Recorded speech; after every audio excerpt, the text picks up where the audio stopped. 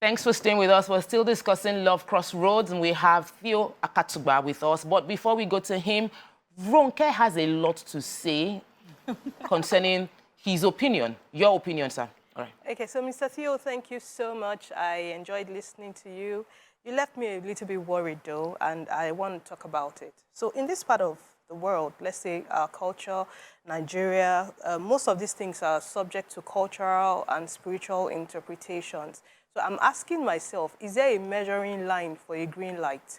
What happens when you cannot really tell the willpower of a man? Okay, so when I first saw the story, I love the fact that the other guy saw something he wanted and he went for it. And then this one had a 4 years ago stuff. Now, there's so many women today that have taken on the whole man role in their homes, and that's because probably they felt their men were not forthcoming. So I'm also wondering that, is this not how some of those women got into those shoes? Because I don't think there's any woman that would have desired to get into marriage hoping to become the man. But when you give green light, okay, the guy also accepts, before you know it, I hear some ladies tell me, do you know that I even did 60% of my marriage because I believed in my guy, but he was not just ready. And then I'm asking myself, is this going to continue forever? Isn't this a sign that we need to really talk about? When men appear, okay, so I heard from God, the lady heard from God, and she was almost certain that this is the person she was supposed to marry. I want to believe the only reason why she would say yes should not be because he came to her. She should also still subject it to test. I want to know what you think about it. Before he answers that question, let's take Lucky. Okay. Lucky has called into the show. Good morning, Lucky. Welcome to the show. Yeah, good morning. I really love your view. You know, I watch it every morning. I'm a first-time caller. Welcome to the show. Yes. Actually, I've been in her shoes. This lady that you're saying this to, you know, this woman in question, you know, I'm a young man. I met my former wife the same way, you know. When I saw her at the restaurant, she laughed while they were discussing, and something told me to turn. I turned and I looked at her. She was a beautiful girl. Something told me, this is your wife. I approached her. From there, we started dating, you know. Within a few weeks, you know, one lady who is my cousin came to my house to visit me in Abuja and saw her because she was in my house to visit me too as well. It happened that they are in the same school in UNN then. The girl went back to school and made inquiry about her and called me on phone and said, brother, this girl is getting married, or that they paid her dowry. You understand me? And I said, no, that is God that told me that this is my wife, or that nobody will tamper with this girl, you know. One thing to the other, leads to the other, and I wanted to pull out. But something was telling me, no, this is your wife. And the girl saw that I was more flashier than the other guy that paid her dowry. She insisted that I'm the one that she wants to marry. And they told the other guy, they returned the other guy's money, and I went to marry this girl. Guess what? It did not last more than 1 year, the marriage. Eh? The marriage did not last more than 1 year, you know. So when you think that God told you something, go back to God and kneel down and ask God, is this really you that is talking to me, or devil? You understand? Then we parted ways. I met another girl in a party. I just love at the first time. Something told me again, this is your wife. I married her within 3 months. And today, she didn't love me at the first time that she saw me. I loved her more than she likes me, you know. But today, we have lived for 9 good years. She's the best of wives. Oh. So that lady should look well. She should look well. That guy that says that it's God that told him to come back or whatever. He should look well. The guy that paid that dowry, you should stick with that guy.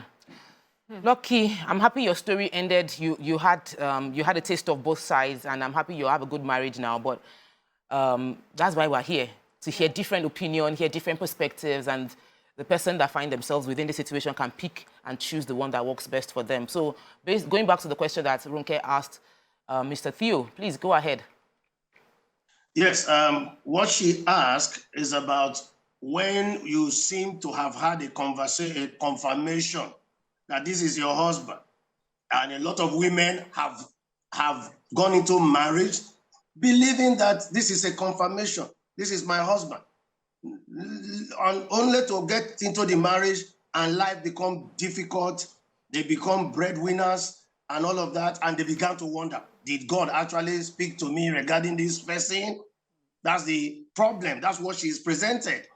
Now the question is God's will. The fact that God confirmed that the person is does not mean that life will always be the way you expect. But life will end the way God expects. For example, Satan knows that this is your man, but Satan will afflict you with challenges to deny or doubt God. That is why Satan came. So you might marry a man financially buoyant. 2 years down the line, he is wrecked, and you begin to wonder, what has happened? Satan has put a test in your way, whether you will uphold God's will or you will go against it. So, and the fear is, how long will this continue? No one knows how long a wilderness experience will last. But what is sure, that God will deliver those who stay to his will and his path. For example, God said, do not divorce. Divorce is not my will. So when you enter the marriage, test will come. Even though God confirmed, including that God entered your room to show you, Satan can still tempt you or test you, whether you even know that God you saw. After all, when Jesus was baptized, God spoke to Jesus that this is my son in whom I'm well pleased. As soon as he went into the wilderness, Satan tested him and said, if God is your father, throw yourself down and he will take charge. God will always test you with the revelation that you have had in order to doubt it. Thank you for that perspective. So, We have Stephen. Stephen has called in from Ikorodu. Let's hear from him. Stephen, welcome to the show. Good morning. Good morning, first time caller. Welcome to the show. Yeah. What I want to contribute is this. You know, we, Africa, and mostly in Nigeria in general, any small thing, put God into it. You understand? I am not saying there is no God, but there are things that we do that our mind, we just take decision within our mind. And at the end of the day, we will say it is God that says, why am I saying this? Now, when we look into the book of Genesis, chapter 3 or so, when Adam blamed God for giving him a woman after the woman has committed. Where are you? Why are you naked? Said the woman you gave to me. Fine. The woman you gave to me. And from there, God told Adam, from today, I don't have harm. You will choose your woman yourself. So whatever you see from that woman, you don't blame me, you blame yourself. So why are we bringing God into this issue? That lady has taken her own decision. She was dating somebody, right? And then she suddenly, or some people push her into, are you going to remain with this poor guy? Yeah, why don't you move on? And then she went now to marry another guy. And today is maybe kind of what she expected. She didn't see it, and she wants to come back. If God says, because I will not still put God out of this, but I will still put God out of it. It should not be everything that will bring God into, most especially in marriage. God can put me and a woman into marriage, and He can put us into test. This might be hard. And starting the marriage, this might be rosy. Later in the day, it will be hard. So it's not all enjoyment. I think for me, I took marriage as enduring each other. Eventually, at the end of the day, we will now enjoy ourselves. Okay. So, thank you so much, Mr. Stephen. Thank you so much, Mr. Stephen. So he said he takes marriage as enduring each other and later enjoying. And Mr. Theo was, you want to... Yes, I wanted to ask, I think I'm still waiting to hear from Mr. Theo what he thinks about what the man should have done, that's the man that had the revelation, what would have been the proper way to handle it, the revelation, so that you are not accused of taking too long to show up? You know, he had said that he was not financially ready. But, you know, we have some of the ladies on the table who think that he was just wasting time. And so someone who was sharper and wanted her, loved her better was the one that showed up. Is there a way he would have behaved to show that, you know, he was interested but just not ready at the time? Very, very, very good question. When you get the man naturally and spiritually is expected to go after the woman, to make a presentation to the woman that I have found in you, the qualities that are good enough for a wife, and I'm interested in you.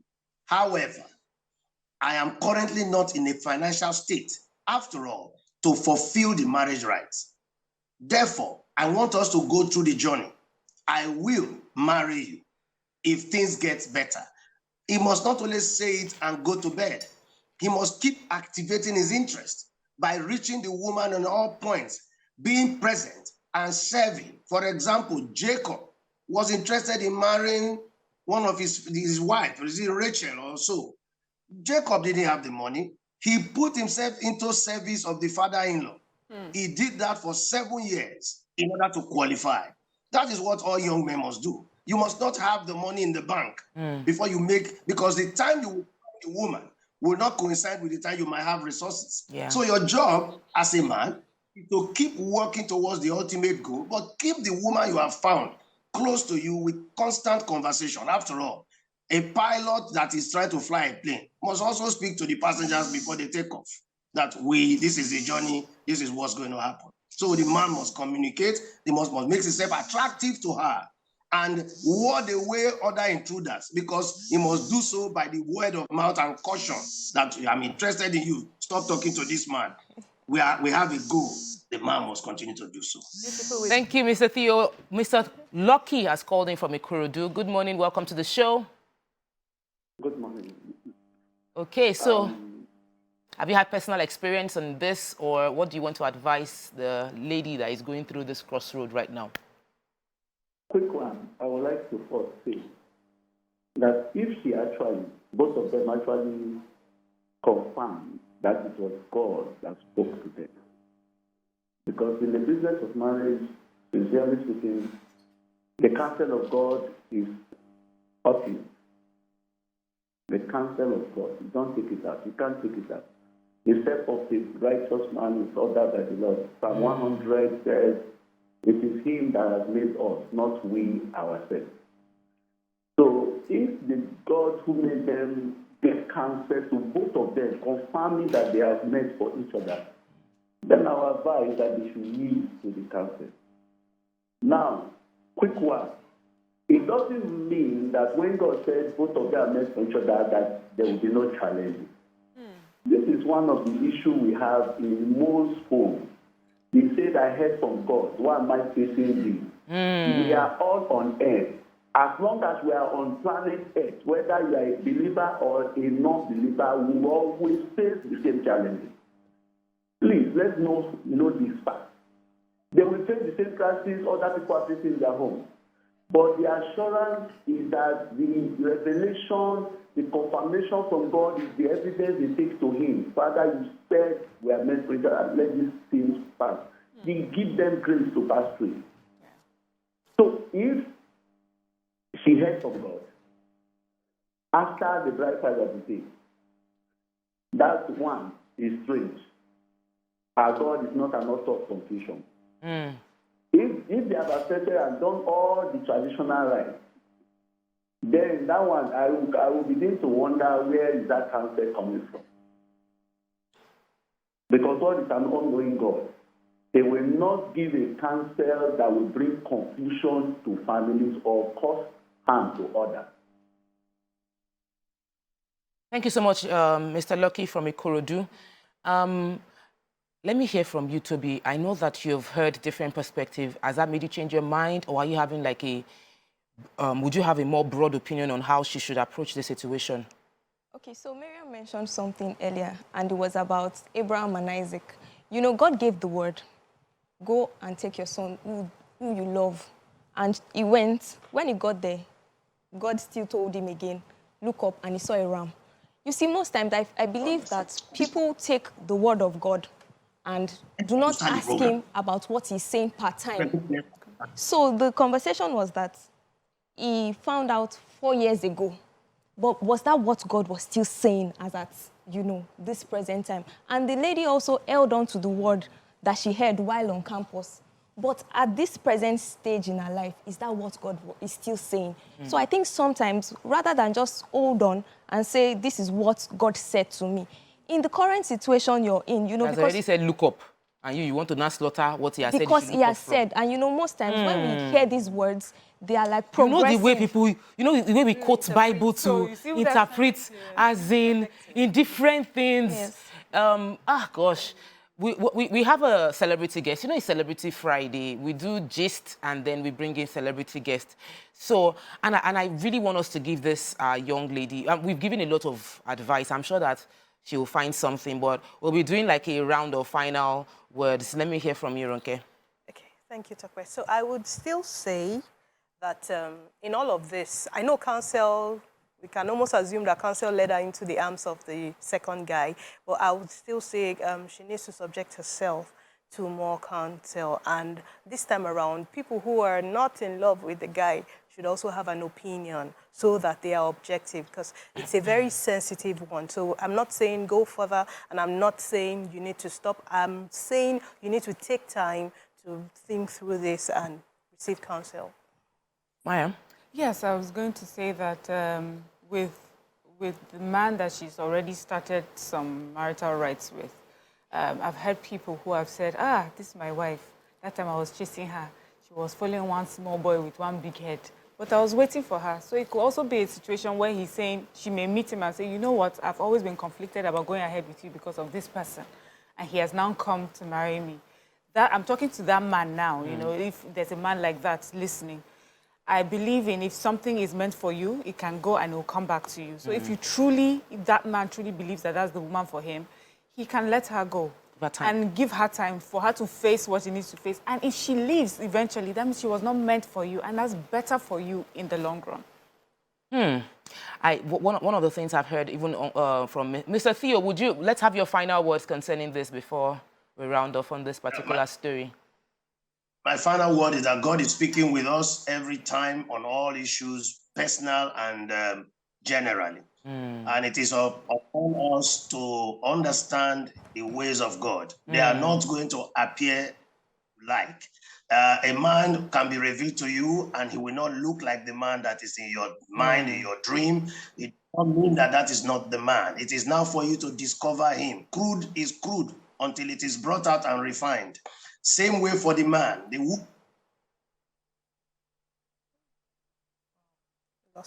Okay, so thank you so much, Mr. Theo Akatuba. Obviously, one thing I've heard from everybody is the importance of time and not rushing into making any decision. At this point in time, whether you choose to stay married or you choose to stay with the traditional marriage, which I see as you're already married, or you choose to say, I'm going to go into that into a new relationship with the man that I heard from God, I think you should give time to analyze the situation, pray. For those that are, this particular person is a spiritually inclined person who kept mentioning God. That's why we are always referring her back to God, because we have some people that are of the opinion like, what if I'm not a Christian? Well, if you share your story and you're not a Christian, we'll give you the relevant advice to you. But because person is a Christian, that's what we're saying. Take the time out. Give yourself time to pray and understand that whatever the instruction I'm going to be getting now, even if it is not the one I originally got or the one I really like, I will go with it. And like she said, counsel, like you said, time. Give that time. Don't rush into anything. You're going to spend your life with someone. It's not a rushing decision. It's not a I regret decision. It's a decision that I am going to live with whatever comes, good and bad. It's not all. Marriage will have good and bad. And we hope you find value in this. Please send us your mail to let us know you got value. And if you also have personal experiences you'd like to share with us, don't forget to send that story, send the question to YourView at tvccommunications.tv. We would also table your conversation, your story like this, and I'm sure you'll get more value from it. All right, next, our celebrity guest will be joining us on the show. Stay with us. We'll be right back.